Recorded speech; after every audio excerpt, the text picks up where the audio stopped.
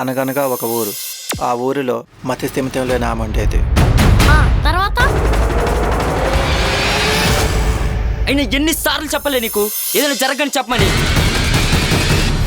మా ఇంట్లో తెలిస్తే మా నాన్న చంపేస్తారు. అంటే మా నాన్న ఏమో చప్పట్లు కొడతాను అనుకుంటున్నావా? మా నాన్న కూడా చంపేస్తాడు. ఒకప్పుడు ఆడుకోవడానికి పిల్లల దగ్గరికి వెళ్తే దగ్గరకు రానికుండా రాళ్లతో కొట్టేవాళ్ళు. నువ్వు చెప్పే సిమ్టమ్స్ చూస్తుంటే నాకేదో భయంగా ఉంది.